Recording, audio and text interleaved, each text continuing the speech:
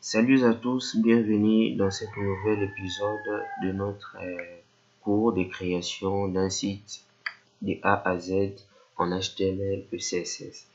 Donc, dans cette vidéo, nous allons vraiment mettre en pratique. Donc, nous allons voir la partie code où on va essayer un peu de tout faire. La première des choses, je suis en train d'utiliser l'éditeur de texte Sublime Text. Donc, je me suis dit que ceux qui avaient suivi ma série vidéo de cours de HTML et CSS ont déjà un peu grandi. Donc, cette fois-ci, ils peuvent déjà utiliser l'éditeur de texte Sublime Text. Donc là, j'ai réduit un peu le zoom parce que c'était trop grand. Donc, j'ai fait CTRL SHIFT plus. Si je vais augmenter, donc CTRL plus, si je vais diminuer, parce que essayez de voir, là j'augmente, CTRL SHIFT plus, là j'ai diminué, tout simplement. C'est bon. La première des choses, il nous faut un dossier. Donc je pars ici, j'entre dans mon disque et mes projets. On va essayer donc HTML. Tuto, je crois que j'ai un dossier tuto ici. Non, on va créer un dossier ici. On va appeler ça tuto. Et puis, qu'est-ce qu'on va faire? On va créer encore un autre dossier où on va appeler site HTML et CSS. Parfait, notre dossier est là. Ce que nous allons faire, c'est simplement de sélectionner. Donc, je l'ai sélectionné. Je l'amène jusqu'à dans mon éditeur de texte, donc jusqu'à Sublime Text, et puis je vais le déposer là. Parfait. Donc, ce que nous allons faire ici maintenant, c'est créer notre premier fichier. Mais avant tout, je rentre un peu dans notre dossier, parce que si nous essayons de regarder un peu ces projets, ici, nous voyons qu'il y a des vidéos. À part des vidéos, nous avons des images, nous avons aussi les fichiers CSS. Donc, ce que nous allons faire, c'est simplement que tous ces fichiers-là soient dans des dossiers qui leur conviennent.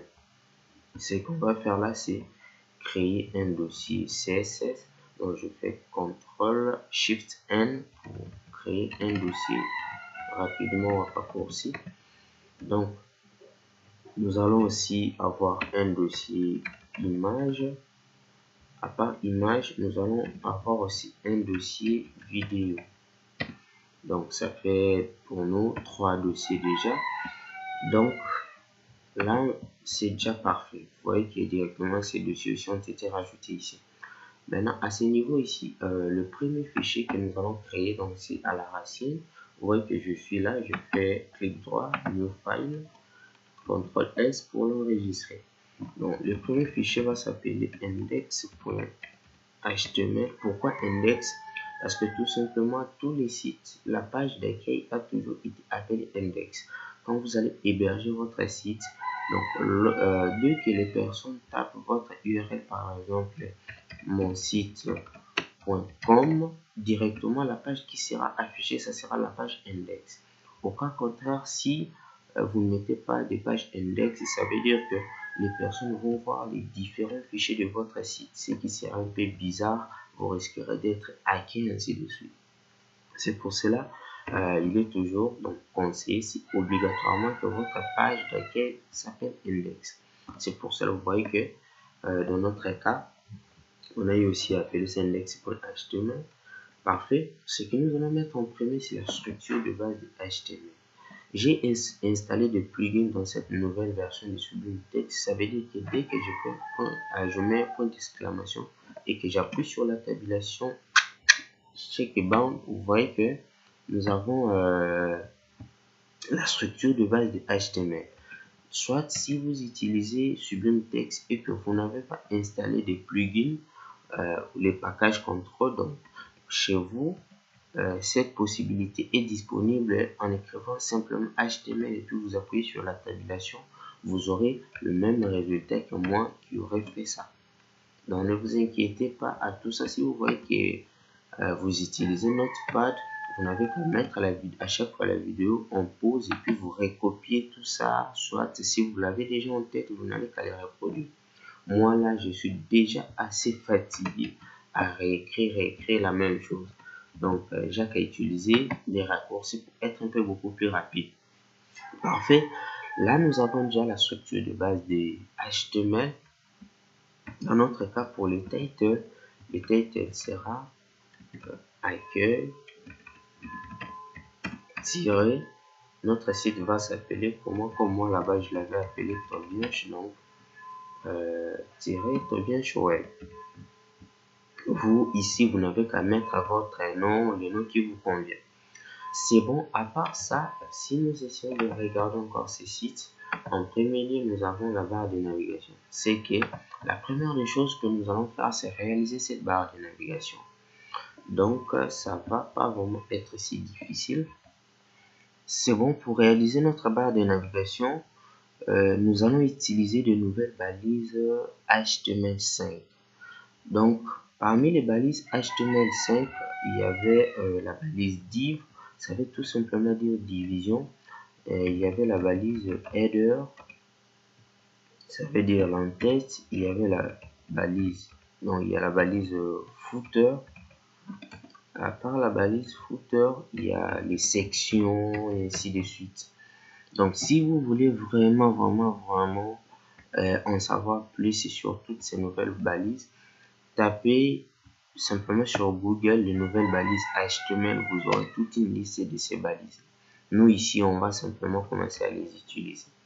La première des choses, pour réaliser notre barre de navigation, on va utiliser le div. Donc, normalement, c'était conseillé quand vous réalisez votre barre de navigation, parce qu'il y a même une balise qui s'appelle nav, et puis il y a le header. Souvent, cette partie ici était faite dans le header avec la balise nav.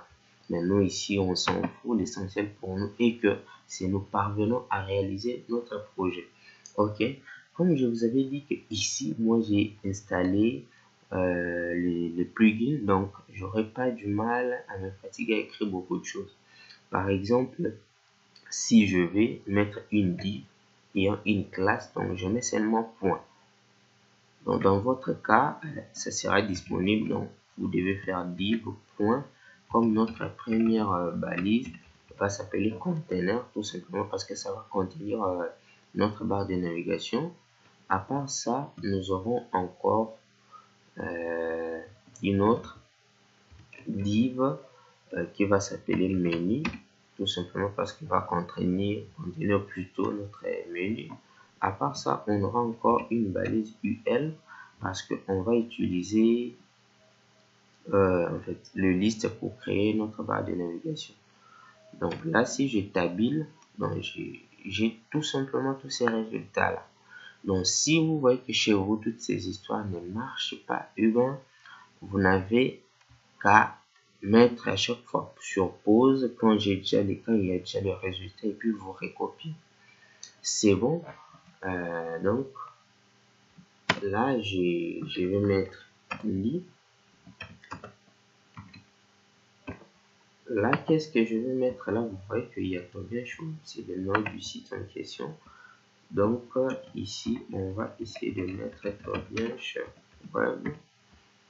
À part ça, nous avons les différents éléments ici: accueil, formulaire, tableau, image, liste. Donc, nous allons mettre UL, mais avec la façon dont j'ai utilisé ça, donc j'ai mis ça, donc j'ai donné à ces UL une classe qui s'appelle menu droit. Donc, menu droit, c'est bon. Là maintenant, qu'est-ce que nous allons faire? Tellement que notre menu droit aura, donc vous voyez qu'à chaque ligne il y a le lien, tout simplement pour naviguer. Donc ce que nous allons faire, c'est mettre ça, mettre directement les différents lits. Donc on va mettre le premier lit. J'ai mis, vous voyez qu'il y a 1 2 3 4 5. J'ai mis ces stars juste pour dire que s'il te plaît, tu vas me répéter ça 5 fois. Et puis il y aura la balise A. si je t'habille, vous voyez que j'ai directement les résultats. Maman, ça vraiment c'est trop cool. Donc je n'ai plus le temps de me fatiguer à écrire. Je crois que ça vous fait vraiment du mal. Si vous voyez que chez vous ça marche pas, je vous conseille tout simplement à télécharger Visual Studio. Donc télécharger Visual Studio Code, lui il fait la même chose. Ce que j'ai à faire ici, c'est simplement installer le plugin qui sont installés ici. Donc si vous utilisez ça, donc tout ce que je fais ici, vous pouvez le faire avec Visual Studio Code. Moi je préfère tout simplement le faire avec Sublime Text. Donc parfait, faisons un peu rapide parce qu'on a assez traîné juste en réalisant ces petits trucs. Là en premier lieu, nous aurons accueil. Après accueil, il y a quoi? Formulaire. Après formulaire, il y a tableau. Après tableau, nous avons image et puis après image, il y a liste. Comprenez, il est 5 heures du matin, donc tous ces coqs là qui sont en train de chanter pour que les gens se réveillent. Parfait, c'est bon.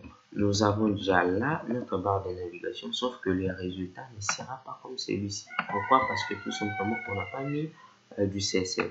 Donc, si nous exécutons, donc j'ai fait clic 3, hop, une pause. Vous voyez que les résultats sont là parce que nous venons simplement de créer des listes, puis ainsi de suite. Ce qu'il faut faire, il faut formater ça, donc donner faire du CSS, ainsi de suite. Donc, on va faire ça rapidement pour que la vidéo ne soit pas traînée.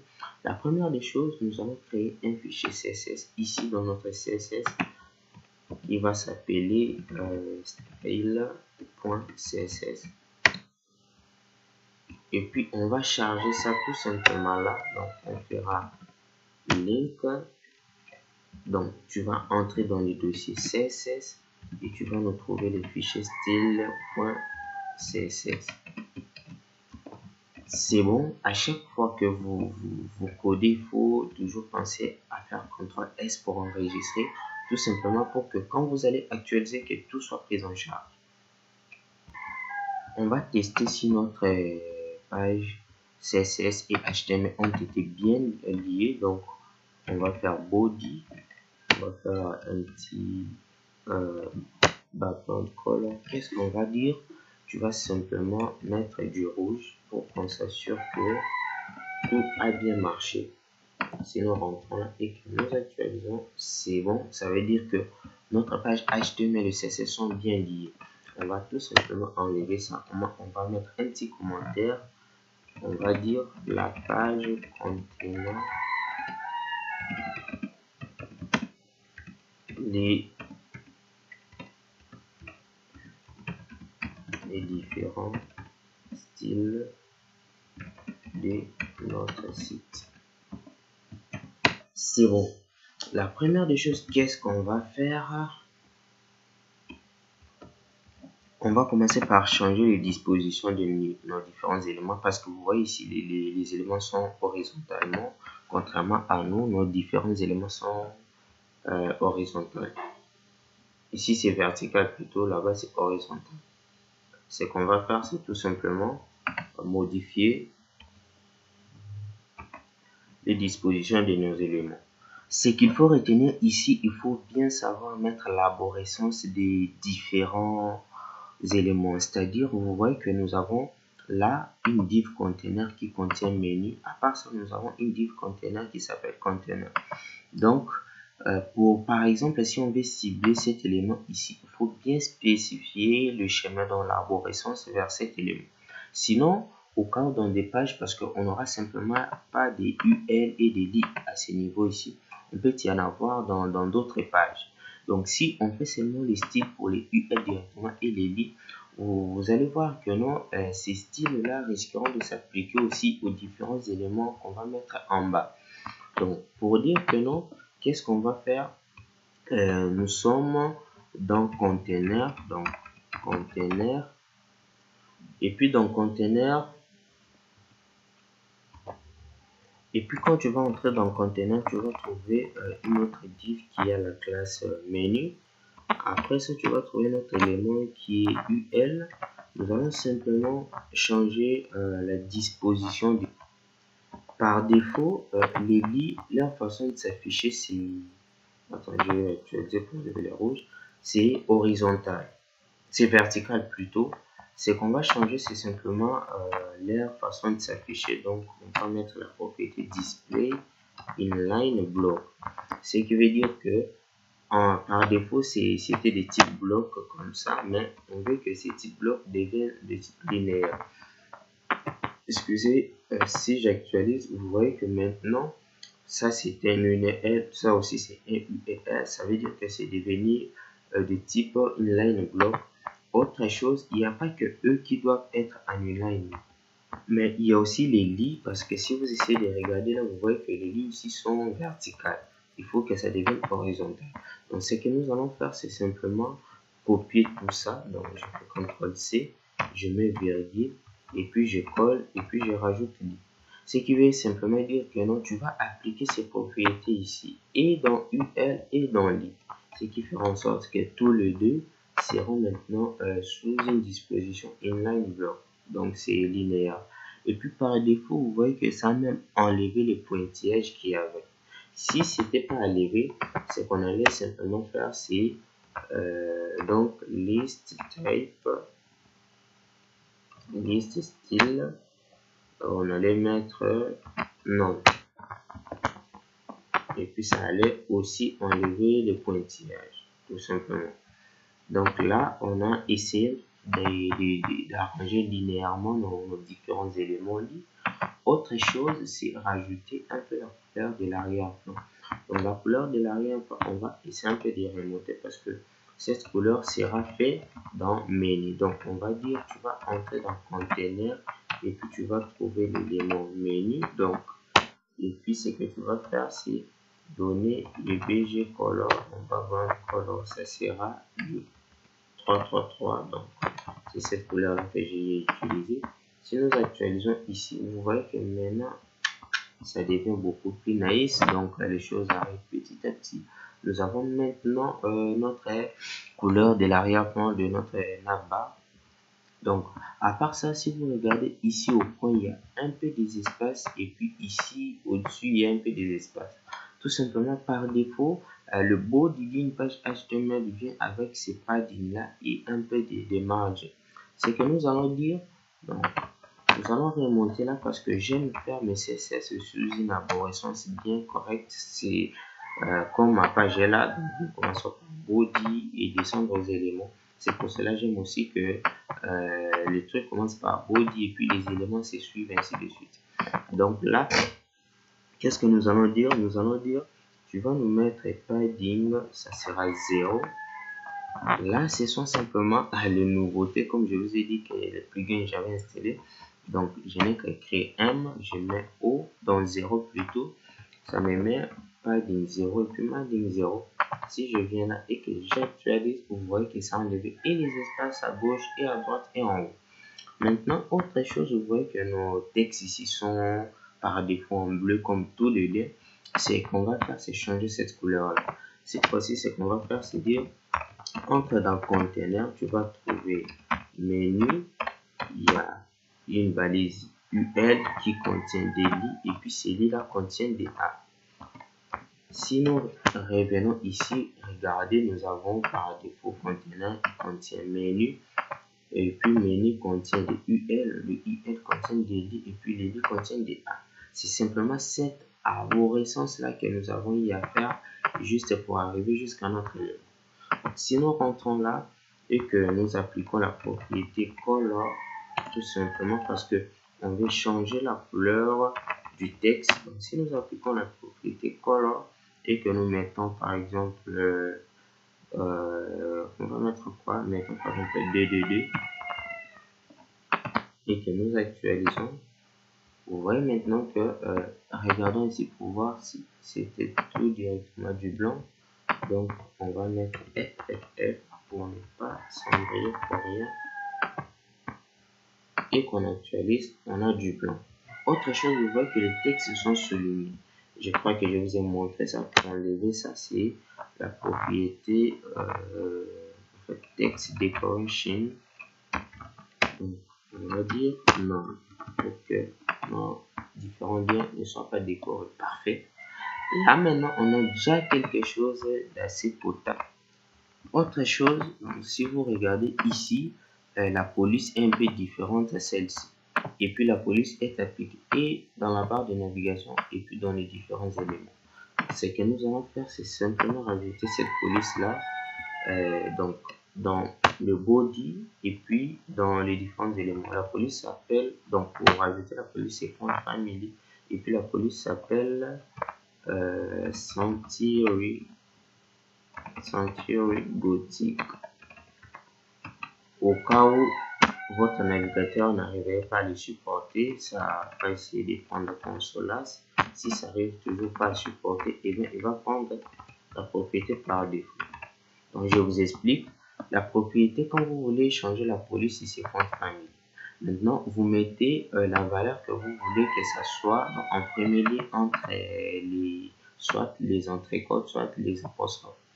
Donc, vous mettez virgule si vous voulez lister au cas où cette police ne marcherait pas dans les navigateurs de votre visiteur. Ça va prendre la deuxième police. Vous pouvez même lister toute une liste, même 10 polices, pour dire que si ça ne tient pas, tu prends l'autre. Si ça ne tient pas, tu prends l'autre. Si ça ne tient pas, tu prends l'autre. Par défaut, si son navigateur n'arrive pas à exécuter toutes ces polices que vous avez mis, par défaut, il va exécuter. Donc, quand vous mettez sans serif, ça veut dire exécute, mais la police par défaut du navigateur. Directement, ça lui mettra. Donc, pour nous, dans notre cas, ici, on a dit simplement dire que non.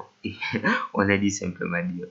On a voulu simplement dire que tu vas nous mettre la police Sanctuary Gothic. Au cas où ça ne marche pas dans les navigateurs de notre visiteur, tu mets Consolas. Sinon, tu mets la police par défaut. On va faire la même chose, donc on va simplement copier ça et puis venir ici les coller pour dire que tu fais la même chose sur la barre de navigation. Si nous rentrons et que nous actualisons, vous voyez que notre police a changé. Autre chose, il y a un peu des espaces à ce niveau-là, c'est ce qu'on va faire tout de suite pour finir notre barre de navigation assez rapidement. Avant tout, nous allons donner une largeur à notre menu. On va simplement dire que tu auras la largeur de 100%. Pourquoi? Pour qu'il n'y ait simplement pas des espaces ainsi de suite. Ok. À part ça, nous allons maintenant mettre, parce que c'est différent. Donc, c'est dans les lits. Qu'est-ce que nous allons mettre? Nous allons donner des espaces. Donc, on va dire que il y aura un padding left de 15 pixels et puis un padding right de 15 pixels, un padding top de 5 pixels et puis autre chose ici, il faut donner une hauteur. Dans la hauteur ça sera, je suppose, oui, 80 pixels plutôt. Et puis ici, il faut un line edge. Line edge, c'est simplement la ligne de la hauteur. Donc, le line edge, pour nous, ça sera 65 pixels. Donc, nous partons actualiser pour voir les résultats. Ça donne vraiment un résultat un peu naze parce que le truc ici est beaucoup trop large. Donc, qu'est-ce qu'il nous faut? Parce que nous voyons là, c'est tout à fait différent. On va essayer un peu d'enlever ça. On met ça en commentaire. On vient ici, on actualise. Autre chose, je crois que c'est pas ici. On met ça aussi en commentaire. Je n'ai tout simplement pas enregistré encore S. Bon, j'enlève ça en commentaire. Je crois simplement que c'est cette hauteur-là que nous avons donnée qui a bousillé un peu des histoires. Donc, ce que nous allons faire, c'est essayer de les mettre en commentaire. Donc, pour mettre en commentaire par des raccourcis en sublime texte, il suffit de faire CTRL/. Donc, votre code est mis en commentaire. Là, je crois que c'est quand même ça. Ce qu'on va encore enlever, c'est ça. Donc, on met ça en commentaire. Je fais CTRL S pour enregistrer. c'est bon, nous avons quand même quelque chose d'assez acceptable, malgré que ça c'est beaucoup plus large que l'autre. On va essayer de voir qu'est-ce qui a fait ça pour que nous puissions arranger aussi notre. On va seulement augmenter un peu, donc vous voyez que nos textes sont un peu moins épaisses que ici. D'ailleurs, moi je trouve que ça c'est cool que l'autre. Je préfère que nous gardons celui-ci parce que la barre de navigation est tout petit et puis c'est cool. Donc on laisse ça comme ça. Donc, merci pour votre attention pour cette vidéo. Je pense que j'ai pris assez de temps et puis j'ai mal expliqué des choses. Mais quand même, vous avez eu à faire des histoires. Comme tout ça, ça ne sert à rien, on va les enlever. Je vais être encore beaucoup plus explicite dans la vidéo suivante, non, dans la vidéo prochaine. N'hésitez pas de vous abonner sur la chaîne si vous n'êtes pas encore abonné. Donc la chaîne est là et puis essayez d'aimer un peu notre page sur Facebook pour que j'ai un peu plus de motivation à faire beaucoup plus de tutoriels pour vous.